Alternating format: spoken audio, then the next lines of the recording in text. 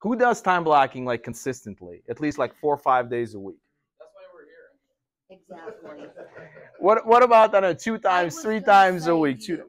Okay, all right. Anyone who's using their calendar, by the way? Okay, good, good, good. So we're using calendar. That's awesome, right? That's a form of time blocking. Awesome, great. Well, listen, guys. Today's topic is all about time blocking, right? I was sharing this right now with Louise. So like 3 main pillars, right? There's planning, setting, time blocking, and then execution, right? So we all did our planning, right? In last month or so, who did their business planning last month? All right, please, all of you, raise your hands. All right. All of you got to be doing business planning. All right. So the second part of it is obviously we want to be time blocking, right? To make sure that we're able to execute on these plans and these goals and the targets. Okay. So for the folks that are not familiar with me, okay, so I just recently celebrated 10 years in the real estate industry. Actually, past Saturday, January 14th, was 10 years that I got licensed. So I survived. You know, the survival rate, I guess, for the real estate agents, like less than 3 years, apparently. So I survived. And then we also celebrated our brokerage anniversary on Saturday, January 14th. That was 3 years. So when I started brokerage, I didn't know that I got licensed on the same date. And apparently it happened, right? So super excited about that. And obviously excited to see all of you here today. Jen, what's for lunch, by the way? We have Italian sandwiches, turkey sandwiches, tuna sandwiches, ham sandwiches, and roast beef sandwiches, and vegetarian sandwiches, and salad for people who are gluten. And they're falling. And cookies. All right. And fruit. What about like drinks, tequila, wine, or any of that? Oh, just water or anything like that. Okay. All right. Okay. So what time do you guys want to eat lunch? 12 o'clock, 12:15, 12:30. So we can do like a 5 or 10 minute stop. 5 or 10 minute stop, so you can go get the lunch. 12:15. All right, done. Hey, Melissa, can we track it? 12:15. You just stop me because I have a tendency of doing things and saying things. All right. Okay. All right, guys. So what is time blocking? Who can? I know, Linda. You're right. I have a tendency of just getting in a soapbox and just going on. Who can tell me what time blocking is?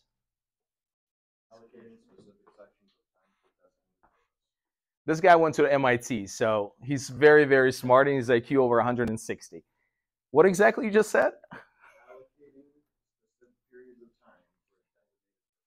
Perfect. That's it. Did you guys get that? All right, we're done. All right. So here's my definition of time blocking, and it's not as eloquent as Parker's. Okay? My definition is getting a clear understanding what needs to be done, scheduling it in the calendar or a planner, no other distractions when doing it, getting it done, rinse and repeat. That's time blocking. But it starts really with really understanding what needs to be done, right? Like we're just going to time block for just hell of it. I mean, it's just not really going to do anything for us. A lot of agents I see, they struggle with this piece, right? So like I mentioned, there's goal planning, there's execution, but the middle part of it is like, all right, like I got to be able to figure out what I need to do today, tomorrow, this week, and next week, right? How many here struggle with time blocking? Why do you guys struggling? What's the reason? Please be honest. This is a very interactive, very honest conversation. Because I struggle as well. Yes, Faith? I let other things interfere with my time blocking. That's great. What other things? Probably not focusing or actually sitting down to time block. I get preoccupied doing other things, and I don't focus on I need to be doing this and then this and then this. Got it. Okay. All right. So for you, you're constantly being distracted. Yes. Okay. Like a squirrel. Yeah. Okay. All right. Cool. Which is a nice way to say. What about you, Dan? What's going on? Similar things. It could just be someone calling out of the blue, client, friend, going, "Hey, let's get together for coffee. Uh-huh. Instead of saying I can't do it on that day at that time, Uh-huh. where I'm time blocked, I'm Mhm. taking that, oh yeah, cool, I'm going to do something today. And Yeah, go yeah, sit yeah. down and have a bullshit conversation. Yeah, for yeah. hours. Yeah. Think in your mind it might only be an hour, that conversation then goes 2, and then Uh-huh. when you get back to the office, home, wherever, a distraction kind of, ah shit, it's 2 o'clock now, I might as well. Right, right. I don't have time Call to it a get day. into Right, right. calling leads today. Happy hour time. Yep. Yep, exactly. Awesome. Anyone else? Yes, Adolfo. Just learning how to say no. Learning to say no. I love that. Okay. No to who or to what? Just like how you said, distractions, people trying to pull you different directions and trying to ask for favors. Various different things that come up throughout the day. Uh-huh. Even instead of scheduling down the road, just maybe to say, you know what, I'm not able to, but maybe tomorrow I can meet or next week or schedule boundaries. Mm-hmm. Mm-hmm. Okay. All right. Great. Robert. Kind of the same thing, just not being organized enough to have it in my calendar and sticking to it. And just say no to stuff that might not be as important as getting that time blocking done. You should be able to at least separate that hour, hour and a half. Right. We all should, right? Easy enough, but just Why do you think that is? I suck at organizing. Well, you're a top producing agent. You're doing something right. I'm nice. You mean you're nice to your clients, right? Okay. But yeah, I mean, it would be obviously so much better and so much more fruitful if I could stick to 3 times a week. If I Mm-hmm. could do it, I'd be happy. That would be a big step forward. Oh, I think so. Oh, for sure. Then you can double your business and then take private jets to your vacations. No way. All right. Thanks so much, Robert. Yes, ma'am. I didn't catch your name. What was your name? Lucy. Yes. Family emergencies. Okay. All right. Okay. I can definitely relate to that. All right. But Anyone shouldn't else? that be an exception? That should be an exception. Family always comes first. Yeah, just hopefully there's not many. Hopefully they're not on a Yeah, weekly that basis. shouldn't happen every day. If you got it happening every day and it's different family members, something is not right. Well, Calvin can't really do that, right? Anyone else, guys? Why are we struggling? Yes, Virginia. I'm just gonna say something, from what Adolfo said, saying no. Because that was tough for me too, so, when I'm taught time blocking, I will reschedule people. Like a client will text me, hey, whatever. Yep. I will respond, can I get back to you, can I call you 2 o'clock or 6 o'clock? I'm not gonna pay attention to you right now. Can I call you at 2 o'clock or 6 o'clock? I Mm-hmm. know where my appointments are. Mm-hmm. I'll fit them where my next appointments are. So I say no to them, but Yeah. I still acknowledge them. Right. So Right. that's what, like with time blocking is, you're saying no, but I'm still acknowledging them. Yes. So I'm squeezing them when I can, Right. and they're okay with it. Right. Right. Right. Okay. Okay. So I'm assuming you're sending them a calendar so they can actually schedule the time with you. Is that what you're doing? No, I'm replying to their text. Okay. And I say, can I give you a call at 2 o'clock or 6 o'clock? Okay. And then you just set it up in your calendar so this way it reminds you. Yeah. Okay. That way I'm done with them. I don't have to go back and forth. Correct. I'm not letting them distract me for a long period of time. Right. Right. But how many of us actually, that's such a valid conversation. Like how many of us actually deal with this pretty much on a daily basis, especially when we have clients, when they're just texting you for whatever reason or they email you and we like drop everything and we just start communicating with them, responding to them. It happens all the time, right?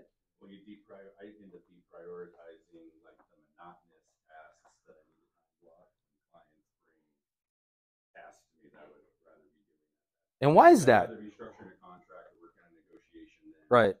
working on a marketing plan. Yeah. And then in my mind, I justify it with, well, this is going to bring me in income, marketing will, but there's no direct link to it. And then this becomes more of a deadline-oriented task to me that just popped up Yeah. instead of Yeah. some anonymous tasks that aren't necessarily I Yeah, I think we're the only industry where for some reason, we're expected to be available to be around 7 days a week from morning to evening, right?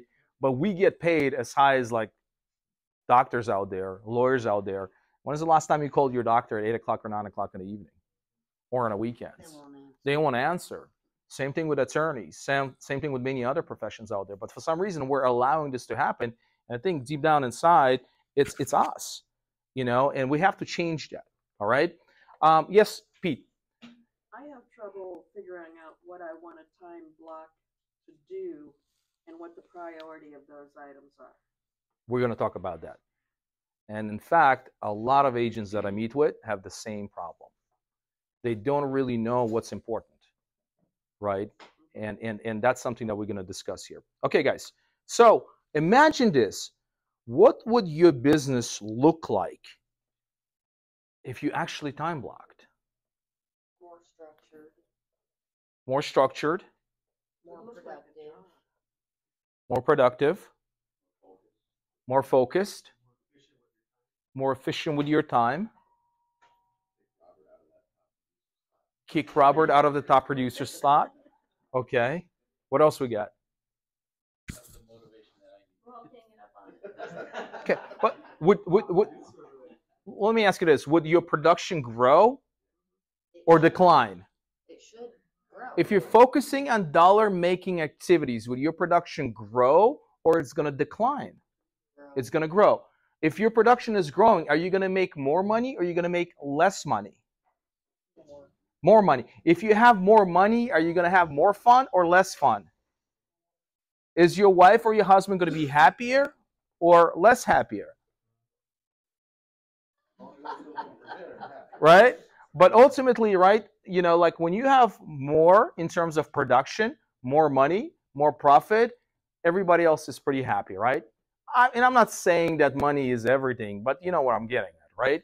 So it doesn't hurt at all, right? But first things first, what do you guys think about this image?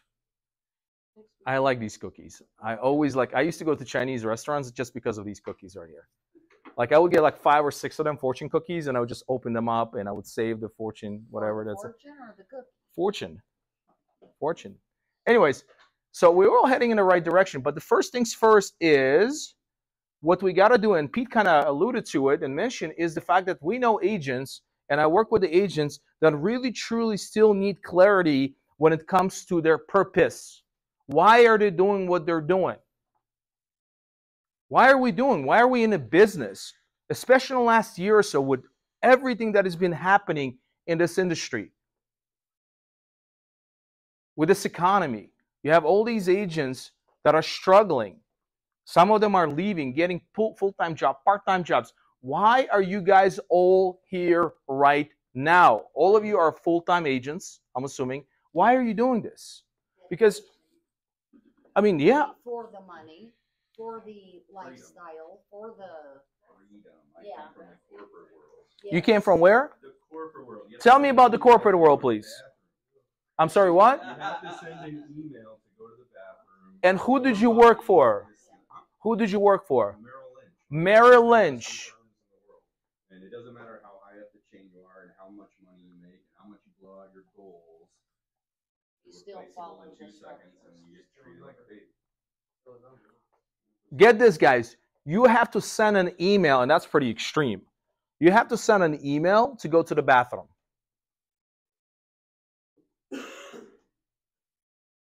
Right? So why are we doing all this? Because at the end of the day, we're not getting paid salary. We're not getting paid hourly rate. Right? There are no benefits. Right? None of that stuff. There are no vacation time. Why are we doing what we're doing? Especially during this time where things are tough. I do it for income, obviously, as well as personal satisfaction. Because I like to set goals and accomplish them because I feel good about myself. Correct. That's your purpose. That's your why. Anyone else, guys? Why are you doing this? Patricia. Who are you doing this for? Huh? Who are you doing this for? Why are you doing this? Yourself. That's right.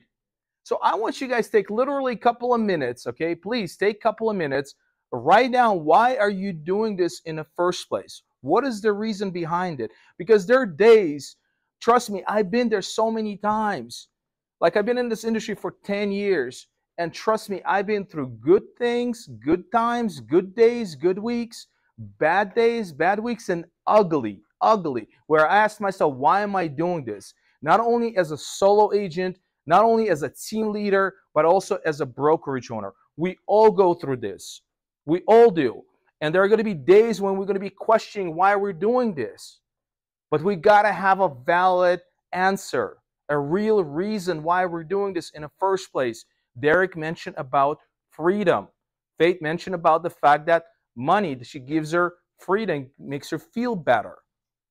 Right? Why are we doing this?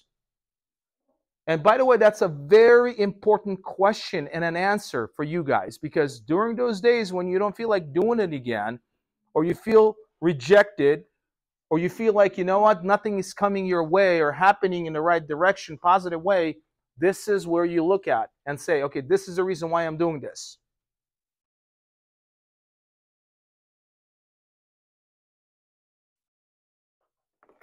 Define your purpose. Be very, very specific. Be very, very clear.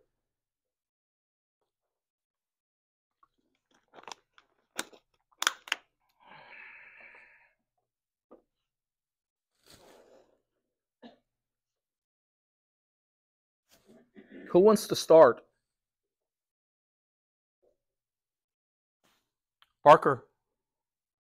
I'm in this business so that I can have the freedom to spend time with my daughter as she grows up and provide for my immediate and extended family. Awesome. So you're in this business so you can spend more time with your loved ones and make an impact in your community. Perfect. Derek. I'm in the business for both freedom of time and financial freedom, and to build wealth for myself and my family, my future generations, instead of the wealth in the CEO. For someone else. I love that. Thank you, Derek. Mine Yes. are bullet points. Yes. Basically, like they said, money and wealth, obviously.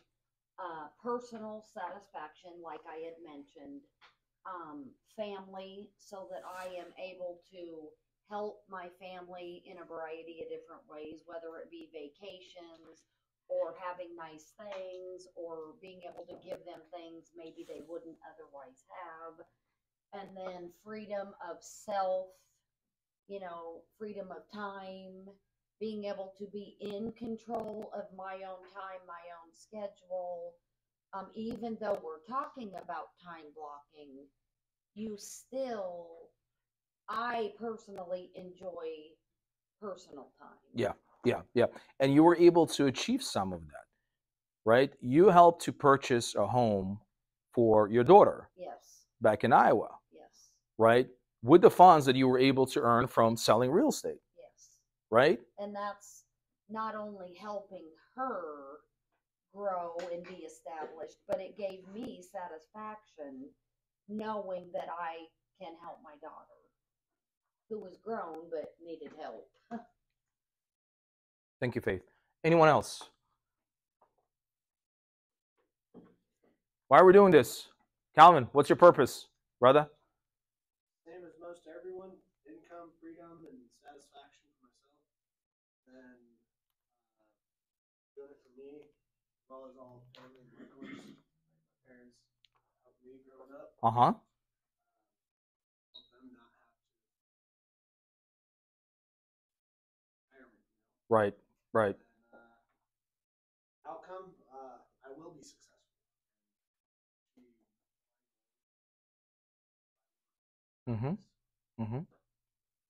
Awesome. Mindset is a big thing. It is. You're absolutely right. Dan. Do it for the opportunity. And when I say that, I worked in the corporate world as well. You're limited in corporate world in most positions. And I think that real estate for me provides me the opportunity that as hard as I work, I'm going to get rewards of how hard I actually work. That makes sense. It does. Absolutely. There's no ceiling. Correct. There's no cap. There's no cap. You're not just another number in a big corporation, right? And I've been there as well. I get exactly where you're coming from. Absolutely. Anyone else? Yes, Ricardo. I think this profession also can be an opportunity for us to go to like investing or open the door to something else, owning your own properties. Right. The real estate is not who we are. Would everybody agree with that?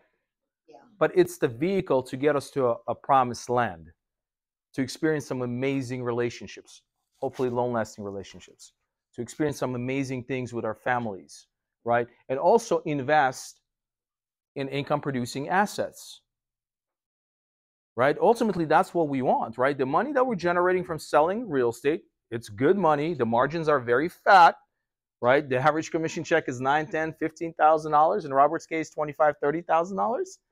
You know, but the point being is the fact that we have to use that money correctly in a way where we take that money and utilize it in income-producing assets. We invest in income-producing assets. So what are some of the income-producing assets that come to mind? We're in the real estate industry. Rentals, right? Rentals, long-term rentals, short-term rentals, flips, wholesales, right? Partnerships in a mortgage company, title company, insurance company, right? All of those are income-producing assets. And we are in position to do so. You can go literally from $40,000 a year in gross commission income to earn $200,000, $300,000 a year in gross commission income. It can be done. My first year, I did a little bit over $60,000. My second year, I did over $200,000 in gross commission income. It can be done. And there's no cap, like Dan says. There's no ceiling. Like my wife, and she's been with this company for 18 years. I'm not going to mention the company. It's a top 3 accounting firm in the world. 18 years for that company, right? And you know what she has to do every year for her review? She has to like literally write a freaking essay, like justifying the reason for a 2% or 1% or 3% pay raise. Why do you deserve it? And it takes her literally days to put that together. Days. Huh? Nowadays, yeah. But for some reason, it said that, you know, I'm no longer like I got to pay for it or something like that. Yeah. They started charging. ChatGPT. Are you guys familiar with ChatGPT? Amazing thing, right? But like that's exactly what we're talking about. Corporate world, corporate America. That's how it works. Here, you guys can really do this in the next 12 months. It can be a game changer for you. You can make a lot of money, but it starts with this, really identifying what your why is and your purpose. This is my purpose. I want to share this with you guys. It's a little bit different, okay? But essentially, it's the same.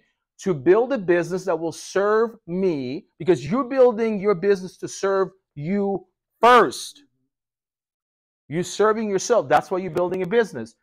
My family, my agents, my employees, and the community. The business that generates revenue that will be used to attract top talent with lucrative compensation and opportunities for growth. The business that generates profit that will be used to buy income-producing assets. The business that will offer me more opportunities to make an impact and ultimately financial freedoms for me and my family. The business that I can eventually sell.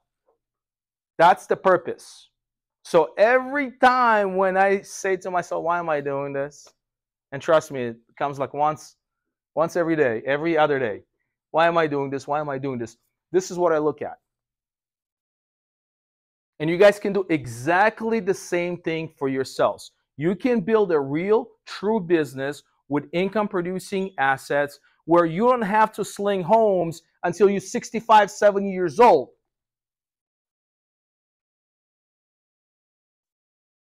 That's what we got to think about.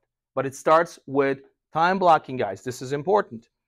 Okay, the next question is, I want to ask you guys here, how many of you guys know your ideal client avatar? Your ideal target audience? Some of you are brand new probably, and you're like, oh, whatever, I just need a buyer. I just need a seller. But some of you have been here for many, many, many years, right? You're seasoned agents. You helped a lot of families. What is your ideal client avatar? I give you some examples there. Sellers priced between $500,000 and $800,000. sellers in my geo farm or in my neighborhood, first-time home buyers, move-up buyers, senior community. What is your client avatar? Derek. I do a lot of commercial. Commercial. On the residential side, I prefer investment buyers with all cash. And I know easier said than done, but so I prefer to work with on the residential side. As far as commercial side, tenant representation as opposed to the landlord side. I don't discriminate on the tenant side, but preferably part of a large national brand or franchise. Even more granular in the restaurant world. That's your avatar. That's your avatar. That's your bullseye right there. National franchises, right, in the restaurant industry. Yeah. I was reading an article a couple of days ago. From 2011 to 2021, Chick-fil-A was the highest producing franchise in the country. They went from $2.7 million in sales to $6.4 million in sales. Which is why they've been able to close down for 6 to 9 months at a time to expand their drive-throughs without registers ringing. Correct. And why do you think that's the case? Why do you think they went from 2.7 to 6.4, whereas Burger King, which does about $11 billion in sales, went from 1.9 billion to 1.8 billion in 10 years? Actually a drop. One, they do have a good product, and their customer service is superior compared to a lot of other places, at least what I've experienced. Mm-hmm. And I don't go there all the time, but when I have, I feel like they go above and beyond a little bit. You're absolutely right. So they know their customer. They know their customer, right? And the customer knows what to expect from them. And something else Right. I've noticed about them that you don't a lot of other establishments, sometimes you almost think they're overstaffed. You know what I'm saying? There's always all kinds of people there where when you go to, no disrespect, McDonald's, you're lucky to get somebody to come up to the counter to ring you out. You I know? went to Jack in the Box in the middle of COVID, and it was open, wide open, everything on. The employee had just set the headset down and left. The place was vacant of employees, wide open. Wow. So that's kind of what I, yeah. Mm-hmm. Yeah. I think they're the only fast food restaurant that actually has Sunday off. They value their They are. You're absolutely right. And again, people are fine with it, right? People are fine with it. Remember, we talked about, I think Virginia talked about the fact that, you know, her clients calling or texting, hey, can we talk, or this and that, and she's kind of pointing in the right direction, the right times during the day. It's the same thing. Hey, we're off on Sunday. You can come 6 days a week, enjoy our fried chicken sandwich, but on the 7th day, we're off, right? So what is your client avatar? Share some ideas, guys. What are you guys focusing on as your client? What type of a client? Homeowners in Chandler, 500,000 to 1.2 million. Beautiful. That's it. That's your avatar. Okay. All right. Robert. I suck at this. I never bought into this. My ideal avatar is People. And there are, what, 7.5 billion of them or 8 billion of them in the world? I've heard this so many times from 7 different real estate coaches, top producers, mentors. I just can't narrow it down. I would like to. I just can't say no. Well, let me. Can I ask you a question? Yeah. Majority of your clients are from My sphere? in your sphere? I don't know. What do you mean? Like, I don't know. From Romania? no. What would be percentage? It's probably, it used to be about 50-50. Now it's probably 70-30. Not, but still at 30%. Yeah. And for many years it was It was over 50%. So that's your avatar. Now, it doesn't mean that's your avatar stays with, that you're going to stay for the next 5 or 10 years, but that was your avatar for many, many, many years. Right? Not the only group you serve. No, I'm just saying primary group. Right. Yeah, exactly. Anyone else? I actually have helped probably 80% of my business. I have helped African families. African families. Yes, Okay, from Africa. yes, What country in Africa? many. Seriously, many different ones. I probably, if I'm just throwing a number out there, I've helped probably 30 or 40 different African families from different parts of Africa, whether it be the Congo or, Hmm. wherever. And oftentimes they speak different languages. Um, I don't speak any of them, but I've managed to communicate with them because of either friends or family members that have been assisting them. So, that's helped me. But that isn't, like you said, that isn't my only target. I have helped, just a variety of different families of different cultures. And that's where I like what I do. And I think I'm good at what I do. But I also want to expand um, my target so that I have more opportunities. Correct. Okay. Awesome, guys. All right, let's continue. What is then your value proposition? How is it really going to benefit them working with you? How many here know your value proposition? When you're sitting down with a buyer, you're sitting down with a seller for the first time, right? Why should they work with you? Why should they give you the opportunity to earn their business? Do you guys have that? Who's got that? Who can share that? Virginia. Communication. Uh-huh. And a lot of times I'll bring in a team member, so I can joint text with me and a team member and my client. So whoever can answer the client first gets them the fastest response. And just loving on my clients like they're family, customer service. That's the value. Mm-hmm. Awesome. So you know that. So if a buyer or a seller asks you, "Hey, why should I work with you?" Right? Or what are you gonna bring to the table? You can answer them by saying all the things that you just said right now. If it communication, awesome. Anyone else? My value prop has always been that I'm going to be, especially because most people I deal with are even on the residential side. Like I said, they're investors, so it's more of like a business mentality than most of my clients have, Yeah. whether it's commercial or residential. And it's just that I'm going to be your advocate every step of the way and make sure that you are well informed every step of the way so that you can make proper business decisions. Because at the end of the day, there's a lot of things that happen that I can't make the decision for them. This is their business that we're setting up or their investment, and it's my job to give them the pros and the cons so they can look at it from all angles and make well informed decisions. Awesome. Good. By the way, Derek is the head of our commercial division. So if you guys have any clients, if you're looking for mentorship from Derek, he's open. You do have mentorship program, right? Absolutely. Awesome. Very good. Dan? I have a proven and repeatable system backed by market research to help you get up to 18% more money for the sale of your home. Would you like me to show you how? Yes, please show it to me. I want to get 18% more for my home. Yes. Love that. Anyone else? Are you guys shy or you don't have a value proposition? When I'm looking at what you have on the screen, Yes. my value proposition, and step back to where we were talking about time blocking and making sure you take time for yourself, for instance, take Sundays off or whatever. Up there it says my flexibility around their schedule. Yes. That's one thing that I feel has benefited me, especially in the environment I'm working in, because I have needed to be very flexible to meet their schedule more than them meeting my schedule to make it work.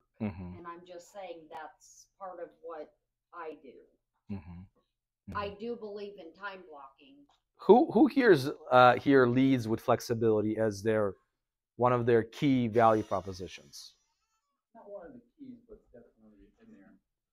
At least for me, my clients just know that I take everything, all the stress out of it. Like for us, they just know that we do everything that we're supposed to do and a ton of stuff that we probably shouldn't do because it's not part of our job, but they know they don't have to do a daily thing when we step in and Love it. Awesome. make it easy. Yeah, I mean, flexibility can be a beautiful thing, and that can be a huge thing, right, for buyers especially, you know. But it can also affect our business because if we are flexible around their schedule or responding to every single inquiry, it doesn't give really a time to focus on other I things. have learned when it's necessary and when it's not. Aha, There interesting. is a difference. Yes, yes. Because you can't let people push you or walk on you. You need to respect yourself first, but there are times when it does merit taking a few minutes and doing what you need to do for your business. That's my philosophy. I love it. Awesome. Very good. So the next slide is, all right, so we now know why we're doing what we're doing. Okay. We have our client avatar, right? We do have our value proposition. All right. Now it's like, how do we get in front of them? Where do I find them? Right. So you got to answer that question also, is the fact that like that's really going to be a basis, if you will, of your activities that you're going to be doing on a daily basis, right? That you're going to time block. So where can they find me? How do I get in front of them? How do I stay on top of mind with them? So those are the three questions that you want to definitely answer. Again, those are going to result in the activities that you then will add in your time blocking sessions.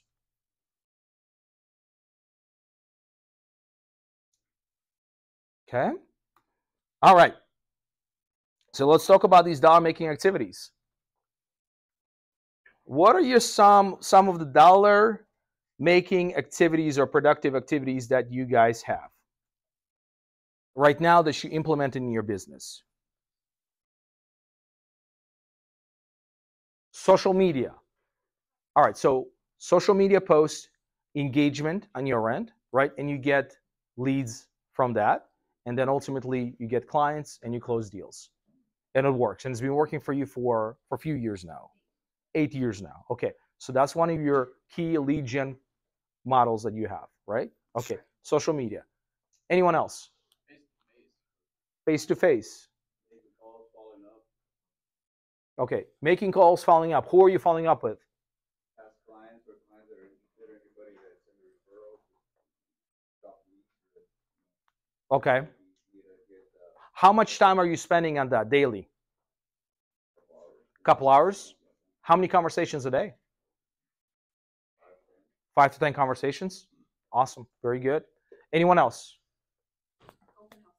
Open houses. Why open houses?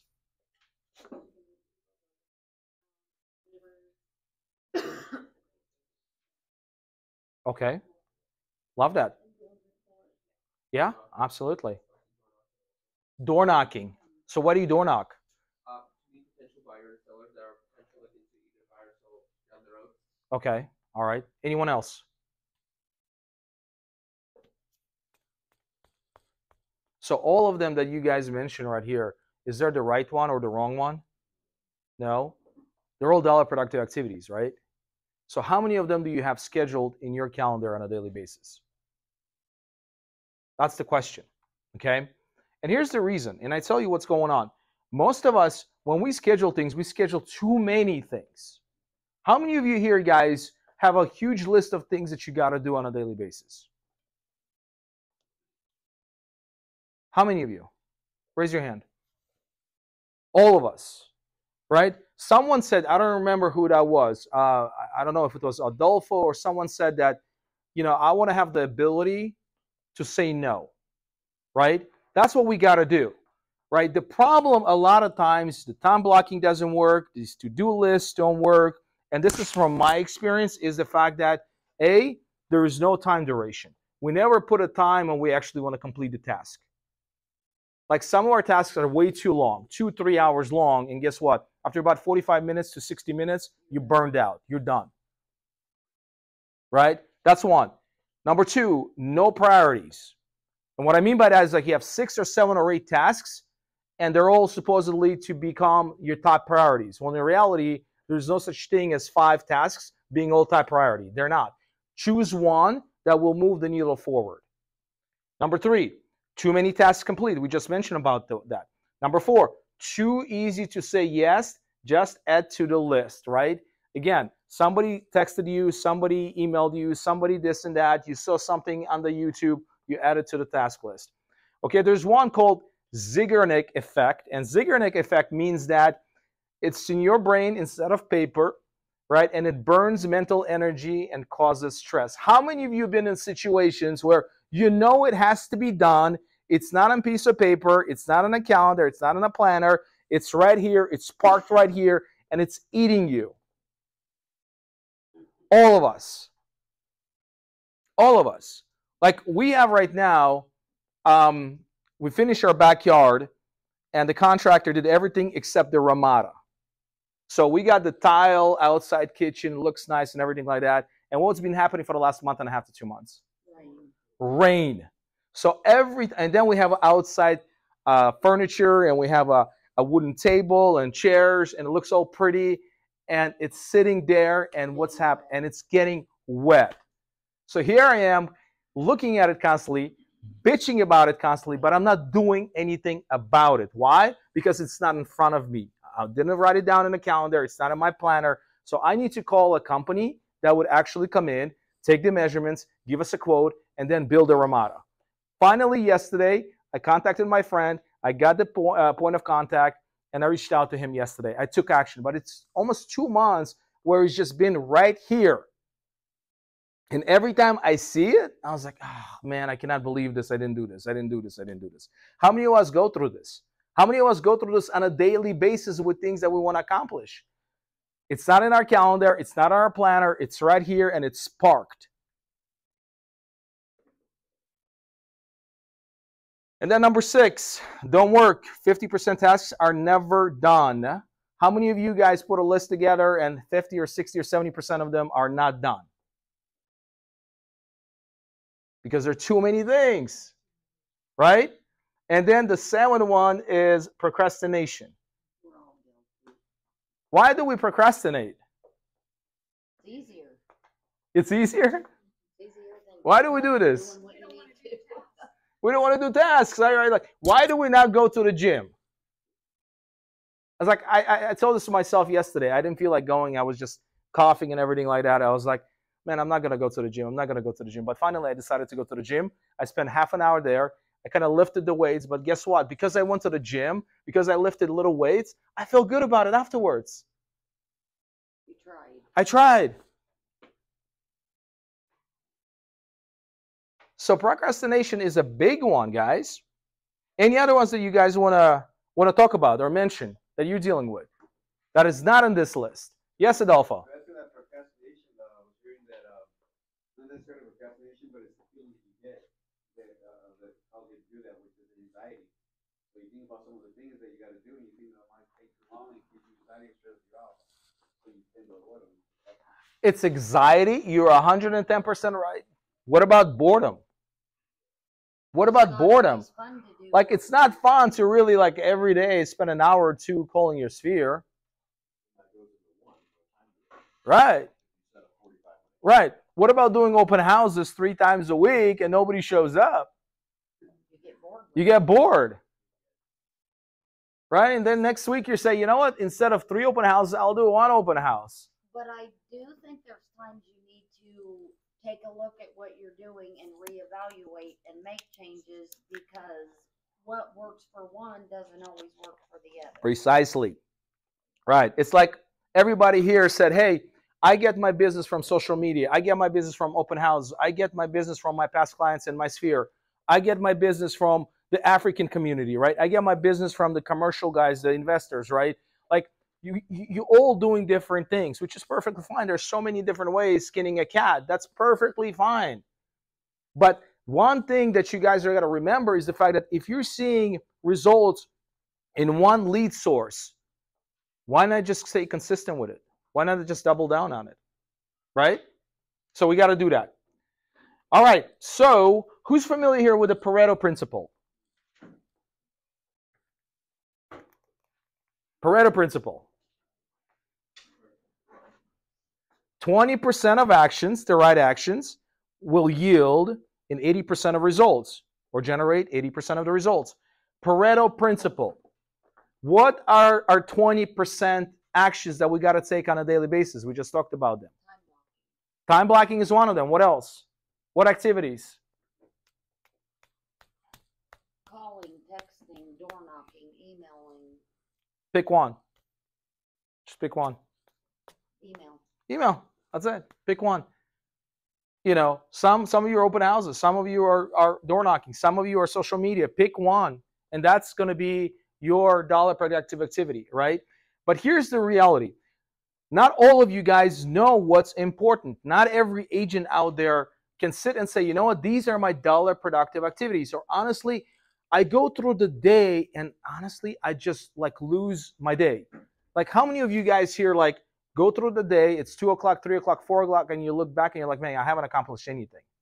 I've done things, but I haven't really feel like I've done good things or important things, right?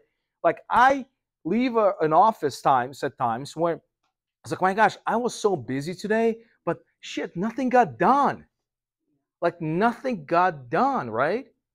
So here's how we really want to focus on that, right? And fix that, ideally. Okay, I call it a 50-5-5 rule. 50 minutes of task, 5 minutes of writing it down, which you did during that 50 minutes, and then taking a break for 5 minutes. So if you're one of those individuals that, again, kind of struggling with time management, don't know where your time goes, don't really know what the tasks are, this or that you're doing, like do this for the next week to 2 weeks. Write down every hour what you have done. Then what you do is you highlight them. Okay, so I highlight all of my money making activities in green color. Green, money. Yellow is highlighted on those that led me to making more money. Okay, and then red doesn't make me money, and blue are dailies. Okay, and let me talk about all these right now for you guys. So this is a sample list. Now your list can be a little bit different, but this is a sample list. Okay, made coffee, 5 minutes. Watch news, 30 minutes. Took my dog out, 15 minutes. Read emails, 10 minutes. Listen, read podcast, book, 30 minutes. Check Facebook, IG, 15 minutes. Shower, 20 minutes. Dress, 10 minutes. Drive kids to school, 30 minutes. So write everything that you guys are doing during the day for the next week to 2 weeks. And I know it can be pain in the butt, but that's the only way you're going to be able to figure out what are you focusing on during the day and what you're not focusing on during the day.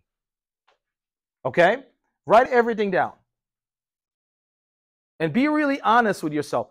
Vanity, does this kind of like... Yeah, you're smiling. Is this your day, Vanity? Part of it? What part is missing?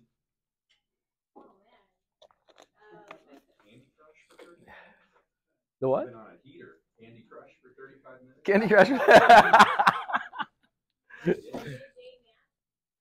Oh, the nap. Okay, that's missing. Now, see, where I have a problem is, obviously, I do things every day. Yeah. I would struggle making the list. I'm just being honest. That's one of my flaws. That's fine, but do this for the next week. Right. Write everything, every 60 minutes, write everything that you've been doing for that 60 minutes. And by the way, it doesn't have to be an essay. Just say, hey, you know what? I did this, I did this, I did this, I did this, right? So after you have this list, right, we want to highlight the ones that are actually our money-making activities. Out of this list right here, what are the money-making activities? Emails, maybe. Well, I don't know. Reading emails. Depends on why you check the MLS, whether it's making activity. Leads to money, right? That's yellow. Okay. Called a few leads. Looking and absorbing. Uh-huh. Putting out. You're posting. Right. Engaging. Correct. Yep. Uh-huh. Call past clients and leads. Call past clients and leads are what? Money-making activities, right? Working out. What about working out? Physical fitness. Is that money-making activity? That leads to money-making activity, right? That's yellow, right? It's healthy, right? That's definitely. What about recording a video? Recording a video. Is that a money-making activity or leads to making more money? Yes. Right? Okay. What about scheduling 2 open houses? Yes. Right? Okay, great. What about calling few leads? Yes. Okay. What about calling past clients? Yes. Okay. Awesome. Very good. Yeah. What about setting up a tea time for golf Saturday? No. If it's a client, why not, right? Yeah. What about calling a realtor to schedule a showing? Yes, right?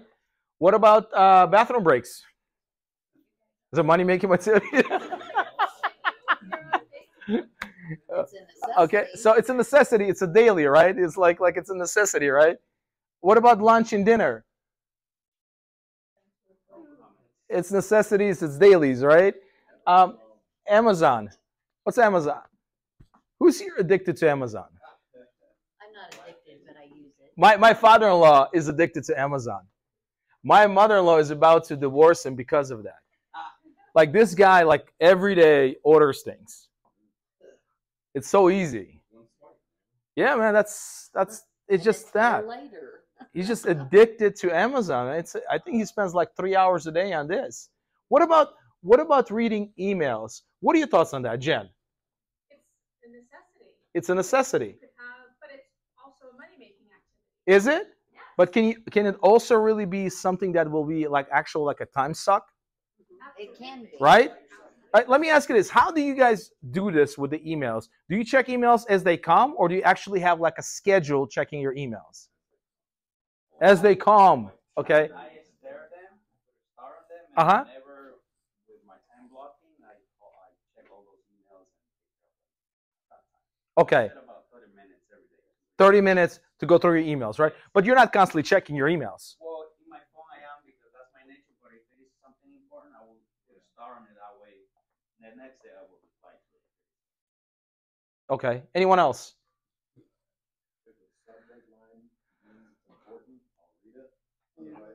That's how I do it. You just wait. Okay. All right. Awesome. Great. What about listening and reading like a book or listening to podcasts? Who's doing that? I think it depends on what you're. Wow, look at this. doing Everybody's here doing that or stuff. how- I'm or what impressed.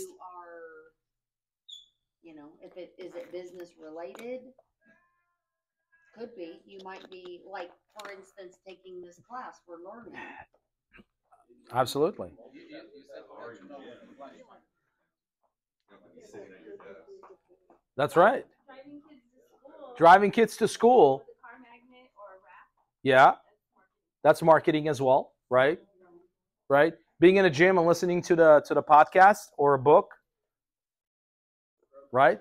That's money making, right? Eventually. All right. So, anyways, but you get the idea, right? Highlight the ones that are making you money, guys. Highlight the ones that are leading you to make money, and also highlight the ones that are actually time sucks, okay? And those are the red ones. Yes, Jen. I just want to add to what you're saying. Yes. With all of the years that I've been in this business, one of the things I think many of us forget is that every single person that we connect with at some point or already has a need for what we do. So if you're having problems identifying your sphere or your avatar, or if you're having problems getting motivated, if you literally just get dressed and walk outside of your house and open your mouth and talk to people, Amen. it becomes a money-making activity. Amen. And so for everyone, Yeah. remember, because Thank you so much. it's so easy in our industry, if we have a day where we have no appointments, to sit in our pajamas and work on our computer Nope. instead of being out working. And so just remember that, like, we are so blessed. COVID, I think, maybe showed all of you this, right? Where other people lost their jobs, we have the ability to still do our Yep. jobs. And I think that that will be the way of the future ongoing in our industry. So you get out, get dressed, open your mouth, you're making money. Yeah. But even like if you don't even open your mouth, right? Like for example, you get dressed, you get out, you go to the coffee shop, you sit down there, you work on whatever you want to work on, right? And you got a sticker in the back of your laptop that says, I'm a realtor, ask me questions. I know you will get 1 or 2 people that will reach out to you and start asking questions about the market. One of my old clients who's been in the business for 40 years, every time he went out, wore his name tag upside down. he got 5 leads a day from wearing his name tag upside down because people came up to him and said, "Hey, did you know your name tag was upside down? Oh, you're a realtor. How cool."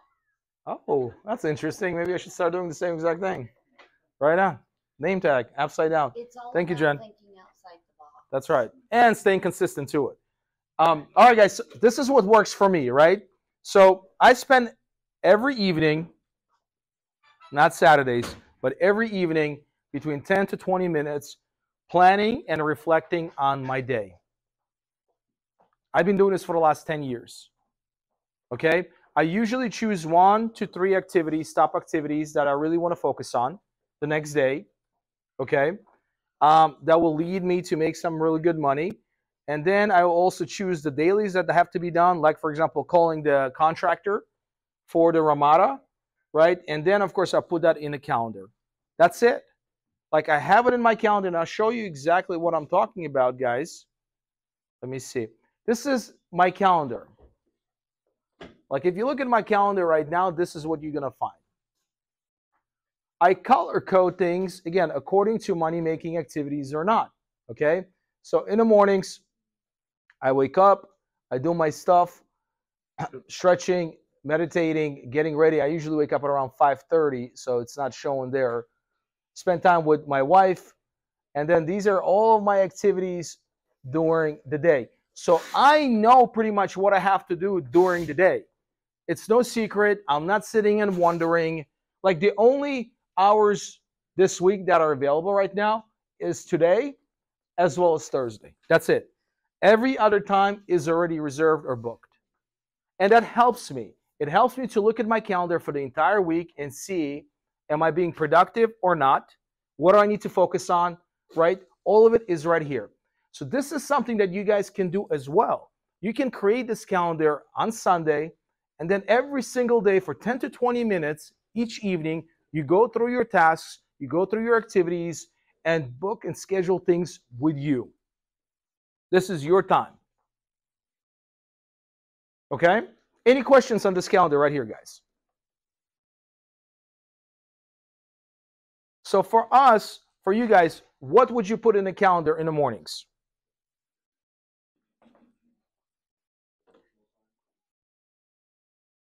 Devotional time, like that? Okay.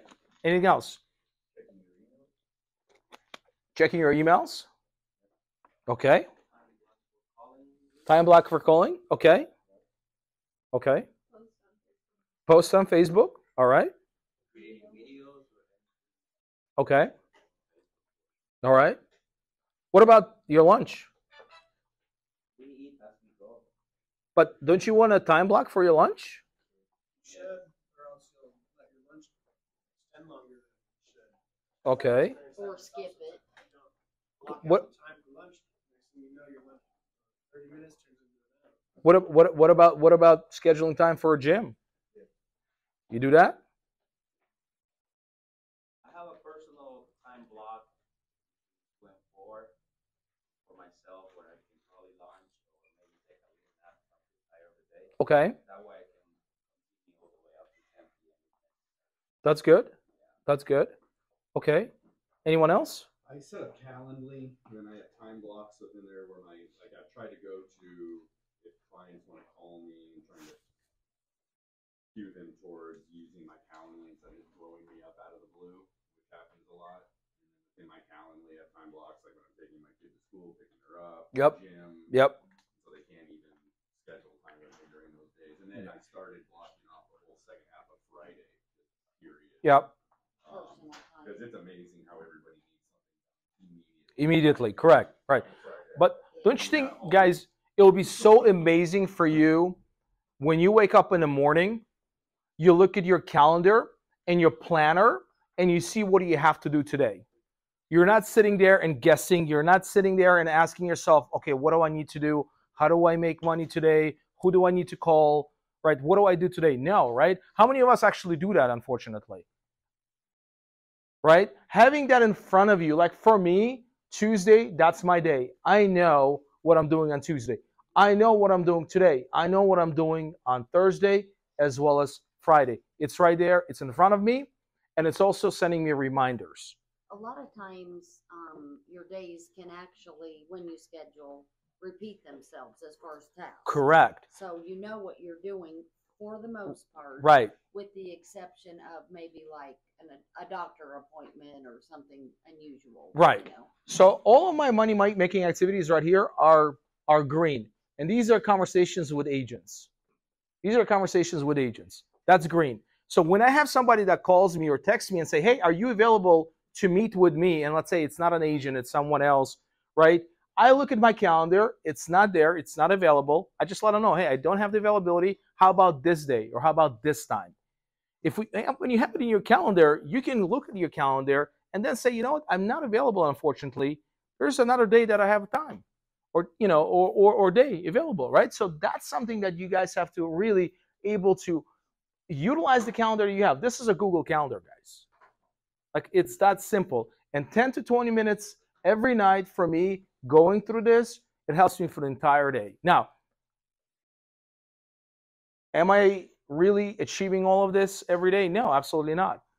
If I'm doing like 60 or 70% of it, I'm golden, right? But it's there, okay? And here's the reality of it. If it's not on the calendar, it doesn't exist. It doesn't exist. Right here, you can have so much in here. And there's just so many things that are going on. A lot of times we just forget things. They fall through the cracks. We get sidetracked. Things are pushed to another day, the next week. And then at the end of the day, the entire week passes, the month passes, then the year passes. And we're not doing the things that we said we're going to do. Yes, Adolfo? Correct. Yeah, I check my calendar like literally every half an hour to 40 minutes. And I got the reminders. That's the only way I can do this. And it does it for you. It sends you reminders. Right? Okay, guys, so the lunch is ready. It's 12:15, right? Let's grab some lunch and we're going to continue. Peak performance. 45 minutes after coffee. 45 minutes. Count in, and then it's like a slow down. I appreciate your honesty. I appreciate your honesty. But I mean, think about it, right? Everybody talks about 24 hours, 24 hours, 24 hours. I mean, let's be real, right? I mean, we don't do things for 24 hours. There's no way we can, right? Some people talk about the fact that they work for 15, 16 hours a day, which is fine. And I think when we're young, we can do this for a certain stretch, maybe a period of time. But at the end of the day, you're kind of like burning two candles at the same ends or whatever I call that thing. But ultimately, at the end of the day, we are at our best for maybe 3 to 4 hours a day, max. Mm-hmm. So the question is,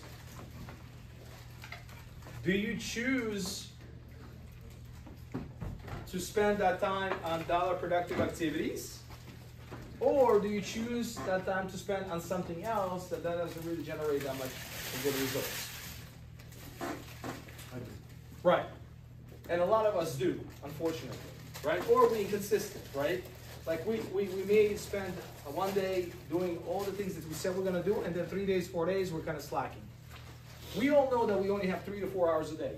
Top performance, peak performance. One of the questions that I get asked is like, hey, what is the difference between a top producing agent and an average agent or a low producing agent?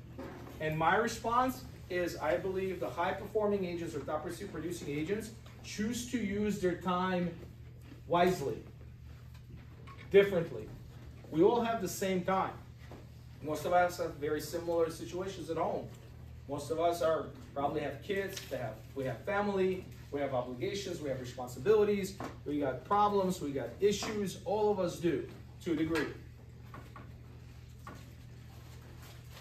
So you got top producers that are doing very well, but most of the agents are struggling. Why is that? Time structure. Because I bet to say, is it lack of knowledge? Probably not. How many of you here have the skills to go out there and do open houses? How many of you have the skills to pick up the phone and call your sphere? Everyone does. How many of you have a skill to actually post on Facebook, maybe do a video? Most of you, right? But how come we choose not to do it consistently? How come? Some people don't Is it the believe it will give motivation? results. Hmm? Some people don't believe that it will give results. They don't believe that it will generate or yield big results. Right. Okay, yes, Cal. That, or along with that, a lot of times people, they don't want to hear no. They don't want to feel like they failed because they're not getting yeses. So you need to change your mindset, and instead of targeting for yeses, how many no's am I going to get today? How many no's am I going to listen to until I start seeing the yeses? Is it the fear of rejection? Is that what you're saying? Part of that. Is it the fear of not seeing results instantly? Insecurities as well, right? Maybe a fear of not knowing what to say, right? How to help someone, how to address their questions or their concerns, right? Right? But let's say, for example, all of those things you guys kind of know. And again, I'm not saying you got to be a master of those things. I'm not saying you got to be a pro. But we all know how to communicate with people, correct? At the end of the day, it's a people business, right? Right? We have skills, correct? Yes. Even with everything that's been going on for the last year, we didn't lose those skills, right? We still have skills, right? We still pretty much know how to generate leads, how to convert leads, how to negotiate contracts, all that stuff we know, right? So what has changed? And what's really the biggest roadblock when we dealing with this on a daily basis? What is it? Procrastination. All right? But I think it really has to come down to the fact that, again, it's the time or the poor time management. But it's not even time management, it's really a priority management. What we're really focusing on the things that we feel comfortable doing or maybe kind of like doing. We go through a weekly or daily routine. But then when it comes to these things, the important things that we talked about for the last hour or so, we just neglect them. Or we just don't do them consistently. Or they say, you know, we can do it tomorrow. Or we can do it maybe next week. Or we can do it next week. And it just goes and on and on and on. Yes, Derek? Well, I mean, making a to-do list is part of it, but it's also taking the action. I was actually glad to hear in your calendar that you only get done about 60% of the stuff, because that's like me. Like I punt stuff constantly. There will be stuff that will sit on my daily calendar for 3-4 weeks before I actually like do it, and then I don't know what it is. It's like this like fear, like not like a fear. It's just like I don't want to do it. It just doesn't seem fun. There's other things I feel like I want to focus on, and then when I actually do it and get it done, it's like I should have just done this 3 weeks ago. But we got to be able to overcome that, guys. Let's be real. Holding open houses is not fun. Prospecting is not fun. Recruiting agents, getting rejected left and right, it's not fun. It's not fun. But that's what's going to get you over the top. Doing the non-fun activities, doing boring activities, mundane activities, right? Like I started my business in 2013. I decided to choose the hardest lead source in the world. What was that? Expires and cancel listings. Have you ever tried calling expires and cancel listings, by the way? Eddie, out of 50 agents here. Yeah, right there. It's not easy, correct? It's tough. You get a lot of rejection. You're getting a lot of no's, right? And it becomes boring. It becomes mundane. It becomes no fun. You don't feel like doing it. But I did it. The reason I did it is because, excuse me, guys, I had to do it in order for me to pay the bills that I had with my family at that time. That was my wife, my family, and I had to make sure that I made $60,000 that year, and that was my source. It was no fun coming in at 7 o'clock in the morning, getting on the phone at 7:30 in the morning, and for 2, 3, 4 hours hearing no, no, no, no, no, go F yourself. It was no fun going and meeting with the seller, and you have 3 other agents there trying to convince the seller that they're better than you. But we did it. I did it, and I did it for 3 years. I did that. But that's what really helped me to build my business. Now, I'm not saying go to those extremes, but seriously, guys, let me ask you this question.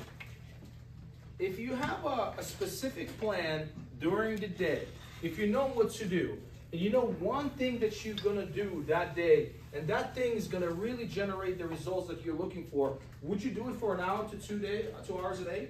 Would you do it? Yeah. Yes. So what's stopping us? What's holding us back? I think part of it might be for a lot of us, we want like instant gratification. And that doesn't happen typically. You know, you have to work and work and work before you see the efforts, you know, what your efforts give you, but, you know, so that might be part of it, Instant gratification. right? Right. You want, like you said, you wanna call and you don't wanna hear it, no, you wanna hear it, oh yeah, come on over, we'll talk. you Yeah, know? yeah. And it happens. I mean, it happens. You know, when somebody reaches out to you and says, you know what, I've been seeing your stuff, I've been getting your stuff for quite some time, and I want to be, you know, I want to work with you, I want to give you an opportunity to list my house. It happens as well. But ultimately, everything that you guys are going to be doing, especially when it comes to dollar productive activities, for the most part, you have to do them consistently, which means that there are going to be times when you're just not going to enjoy doing them, but you still have to do them. You have to do them, okay? If you're not planning for success, you're planning for failure. This is the quote that you can find. I don't know who wrote that quote, but think about it. If you're not planning for success, you're planning for failure.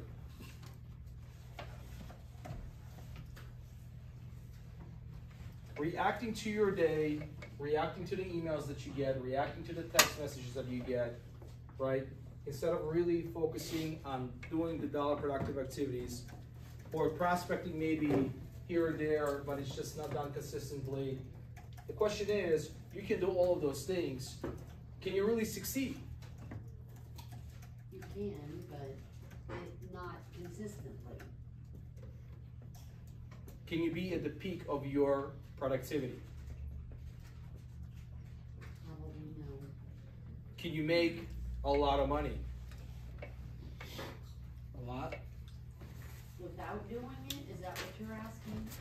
You can, but probably not what you could if you took the time to do your consistent task. Yeah, if you're not consistent on what you should be doing every day, you won't be making. You wouldn't reach your potential, I don't think. Correct. Right. When I say a lot of money, for everybody it may be a little bit different. For some people, $100,000 a year is a lot of money. For some people, it's $50,000 a year. It's a lot of money. For some people, it's 300, 400, 500. Ultimately, what we're looking for is what? We look for freedom. We're looking for freedom to do things that we want to enjoy doing with our family, with our loved ones. We want to have a freedom to do things that maybe, you know, some other people that just cannot do, right? That's really what we focus on. And the money is part of it, correct? So this is kind of like starting as small, right? If you're one of those agents that procrastinating, if you're one of those agents that kind of feel overwhelmed, if you're one of those agents that kind of starts and stops, starts and stops, this is the method that I would suggest that you guys use, okay? Choose one specific thing that you want to schedule every single week. One thing, one activity. And what if you actually did that one thing, did that one activity every single day? Let's just say it's a simple, you know, post, comments on Facebook or Instagram, okay? And we do it from 9:30 to, let's say, 10:30, 1 hour a day. Posting personal, posting business. And then from 4 to 4:30, we're doing an engagement, responses, comments, and all of that. So that's literally 1 hour a day. Virginia, how long do you spend on Facebook and Instagram per day? 2 times I spend about 15 to 20 minutes in the morning just to post. Okay. And click like, to engage with people, make a couple comments, but I already have text predict. So I can just do happy birthday or hello, just in 1 or 2 piece strokes on engaging. But a lot of it is just posting in the morning. That way I can ask a question. so excited to have boots. Who's wearing our boots today, or whatever. And then same thing later in the evening, right before dinner time, I'll post again for like 15 minutes to post and get it. So altogether about half an hour. Half an hour. Yeah.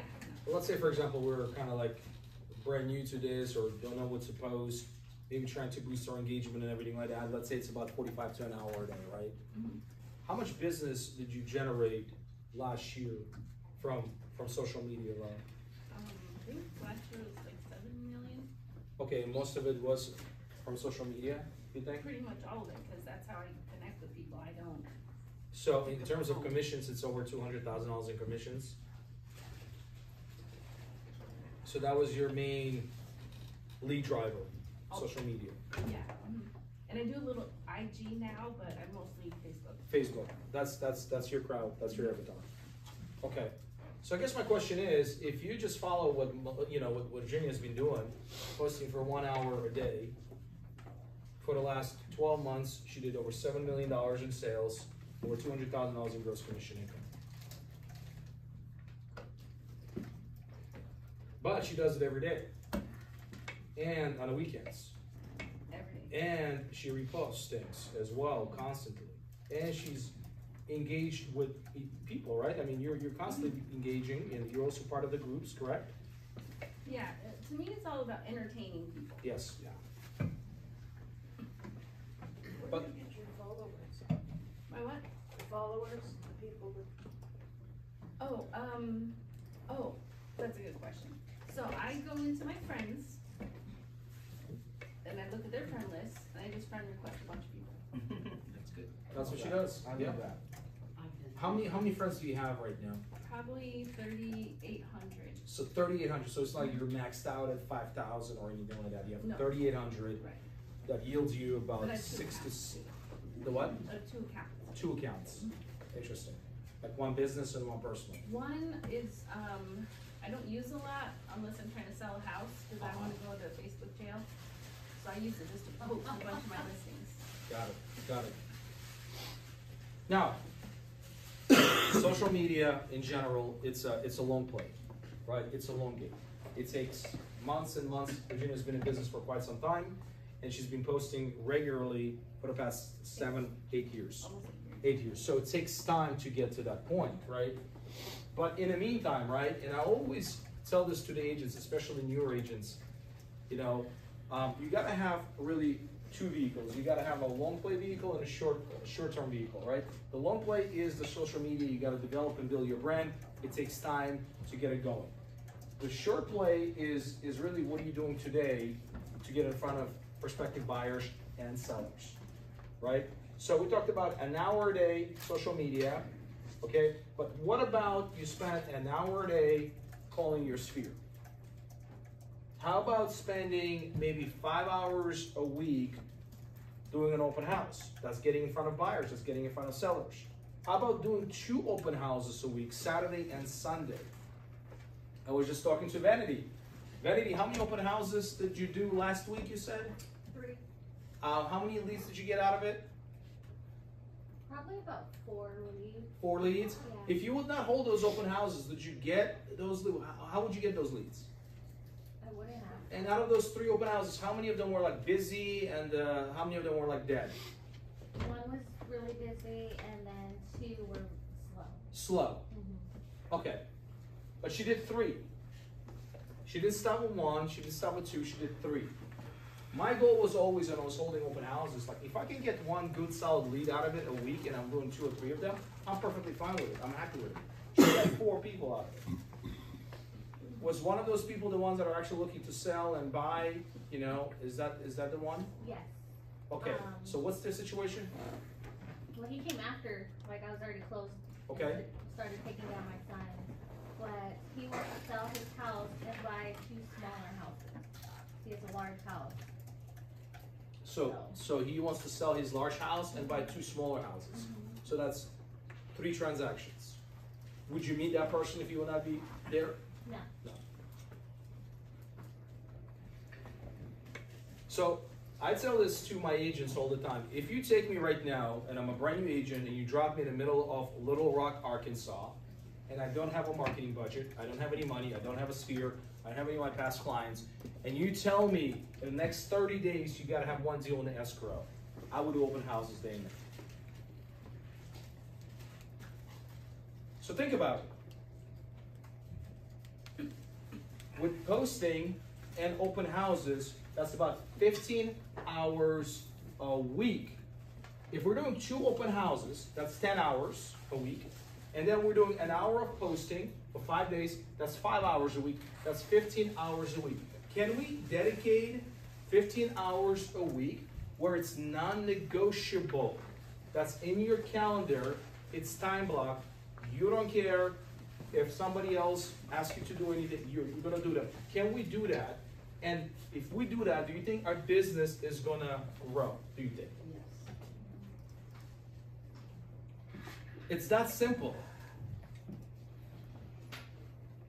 Now, are you going to have an open house every time? There are going to be a bunch of people there? Probably not.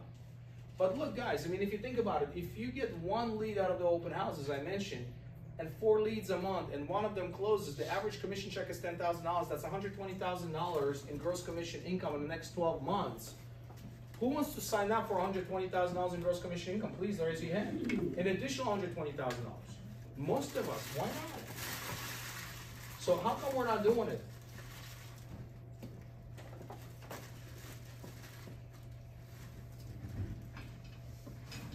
Is it because we're afraid of hard work? What's more difficult? Worrying about the finances? Worry about paying kids college tuition? Worry about paying mortgage or car, or not going on a vacation that you really wanted to go, and it's constantly playing in your mind and you kind of feel like defeated? Or actually going out there and doing these open houses and having a shot and potential every time to get in front of potential buyers and sellers and actually closing a deal? I take open houses any time of the day. And this is just one example. It doesn't have to be open houses. But this is just a breakdown, guys. 15 hours a week. If you do those 2 things, posting on social, and then do 2 open houses, there's a good chance you can make pretty good money doing it. Any questions on that? Here's a big one right here, guys.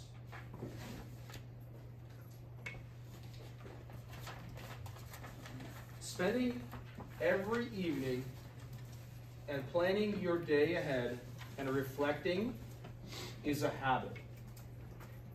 Scheduling 2 open houses a week like clockwork is a habit.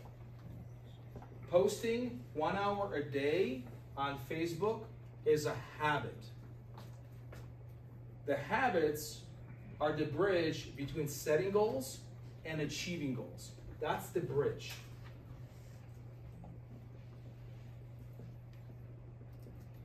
It's not going to be easy, but if you stay consistent with it, literally stay consistent with it. And I just showed you a framework, a formula, guys, right here, that if you do it consistently, you will sell at least 1 house a month. But it has to start with these habits, and habits take time to develop. Who here read the Atomic Books or Atomic Habits book? Dan, Pete. It's right there. It's right there.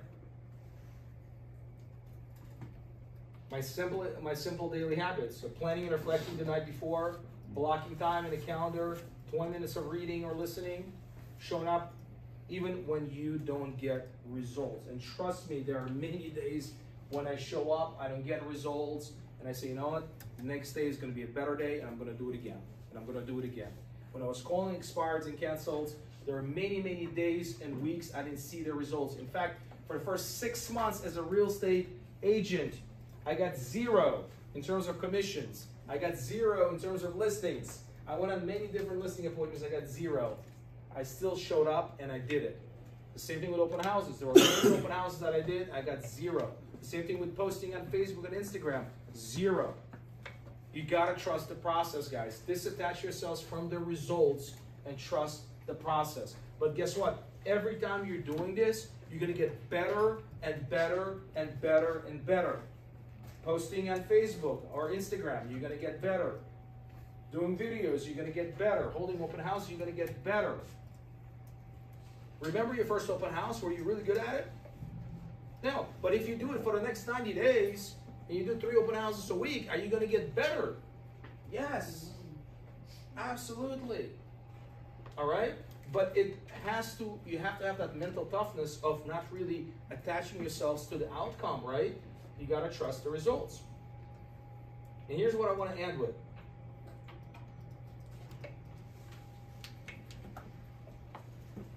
One of the main reasons we talked about this that we do not achieve our goals is because we fail to dedicate time to work them. It's in our mind. We know about it. We know what we have to do. All of us do. We know. I don't think I met an agent unless it's a brand new agent or an experienced agent. Most of the experienced agents, they know what they have to do on a daily basis to grow their business. But instead of dominating our day, and when I'm not saying a day, I'm really talking about 3 to 4 hours a day. 3 to 4 hours a day, guys. That's all we're talking about here. We're not talking about 24 hours. We go through a day subconsciously feeling that pain of broken promises. How many of us been in that situation? Where we keep promises, or we think we keep promises, but we do not keep promises, and we're fooling ourselves. We're not incongruent with ourselves. So what I mean by that is we have 2 versions of ourselves. We have version 1 and version 2. Version 2 is where our goals are, our aspirations are. And version 1 is where we are. And there's incongruity in between of it. And because of that, because we never really reach version 2, we constantly emotionally just erode ourselves. When we break promises to ourselves, we begin to erode our confidence. How can we have big goals? How can we really have amazing dreams? How can we really help individuals out there if we do not have the confidence? If we are keep breaking promises, not keeping promises, how can we do that? We can't. We start stacking the losses, years pass, and your subconscious state tells you you are the imposter that is full of broken promises.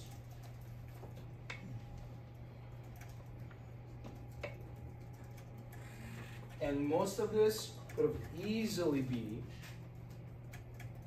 overturned if we just would have a simple plan, have it in our calendar, and actually proceed and do it. That's it. And I told you 15 hours a week you can do it.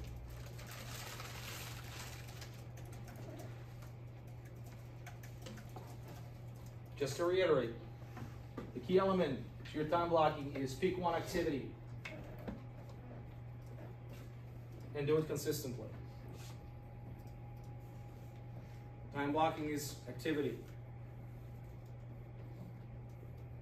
Putting in a calendar is activity. Pick it and do it consistently. Don't overthink things, guys. And here's why. Because at the end of the day, you all deserve more. You require more. You're not here by an accident. You're not here to help people. People want to work with you. There are buyers out there. There are sellers out there that would enjoy working with you. Give you their business. But guess what? They don't know who you are.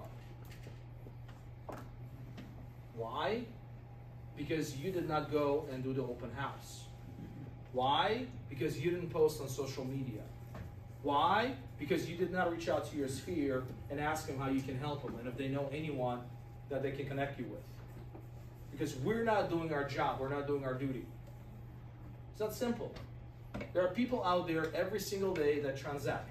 They do transactions. They need our help. They need your help. They need our help with their real estate needs. And we're failing them because we fail ourselves. We don't do the things that we said we're going to do. You guys are all here meant to do more and have more and become the person that you always wanted to become. So on that note, I can take any questions, but that's it. I appreciate you guys. You've been awesome audience. Like I said, it doesn't take a lot. Just stay consistent with it. Right? Keep your promises and things are gonna happen. All right? Let's go. Come on. Let's go, guys.